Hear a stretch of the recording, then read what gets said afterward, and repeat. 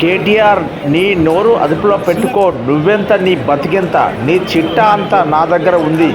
సవాల్ చేస్తే నీ బండారం అంతా బయట పెడతా.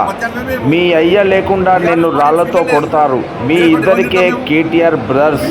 కాంగ్రెస్ పై పోరాడుతున్న చరిత్ర బీజేపీదే.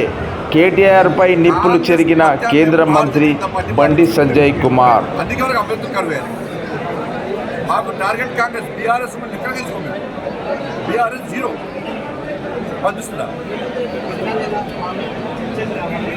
నేను మళ్ళీ ఎత్తున్న టైము డేట్ డిసైడ్ అయ్యి గ్రామాల వారీగా, మండలాల వారీగా, జిల్లాల వారీగా కేసీఆర్ పాలన నుంచి రేవంత్ రెడ్డి గారి 14 నెలల పాలన వరకు మొత్తం డీటెయిల్ రిపోర్ట్ పట్టుకొని వచ్చి ఏ గ్రామానికి, ఏ మండలానికి, ఏ స్కీమ్ కింద ఎన్ని నిధులు ఇస్తామో, ఎవరు అవినీతి చేస్తే కూడా మేము బయట పెట్టడానికి మేము సిద్ధము.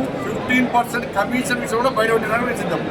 ఎవరి దగ్గర 15% కమిషన్ ఎవరు తీసుకున్నారు, ఎవరు తీసుకోబోతున్నారు, ఎవరు డిమాండ్ చేస్తున్నారు కూడా మేము పూర్తి చిట్టాతో రెడీ ఉన్నాము. టైము, డేటు, ప్లేసు డిసైడ్ చేసేది వాళ్ళు. మేము సవాల్ సిద్ధం, వాళ్ళు సవాల్ సిద్ధమా వాళ్ళు డిసైడ్ చేయాలి.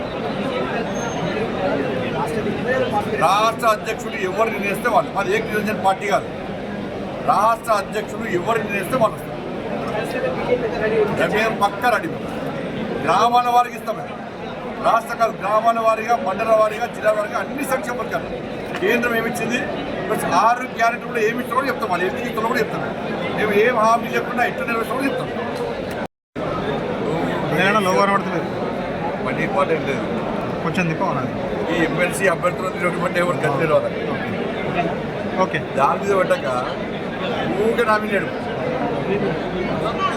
మీరు ఈ ఎన్నికల్లో, ఎమ్మెల్సీ ఎన్నికల్లో మీరు అభ్యర్థులను ఎందుకు నిలబట్లే?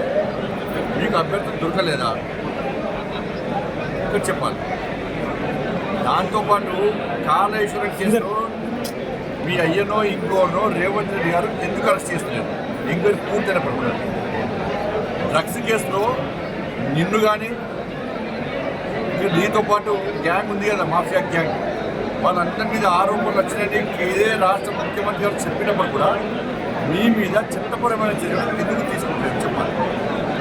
ఫోన్ ట్యాపింగ్ కేసులో నిందితులు మొత్తము నీ పేరు, మీ అయ్యే పేరు చెప్పినా కూడా మిమ్మల్ని ఎందుకు అరెస్ట్ చేస్తున్నారో అసలు రేవంత్ రెడ్డి గారు ఎందుకు అరెస్ట్ చేస్తారో చెప్పాలి. మీ బామ్మర్ది ఫామ్ హౌస్లో డ్రగ్స్ దొరికినాయి అన్నారు. నువ్వు కూడా అప్పటిదాకా ఉండిపోయినావు, బాగా డ్రగ్స్ తీసుకున్నావు నువ్వు కూడా అని చెప్పి రేవంత్ రెడ్డి గారే మాట్లాడారు. మరి నీ మీద ఎందుకు చర్యలు తీసుకోలేదో చెప్పాలి. ఈ ఫార్ములా రేస్ కార్యం ఉన్నది. దాని మీద నువ్వు సుప్రీంకోర్టు పోయినావు, హైకోర్టు పోయినావు. కోర్టు కొంత క్లియర్ అయిపోయింది.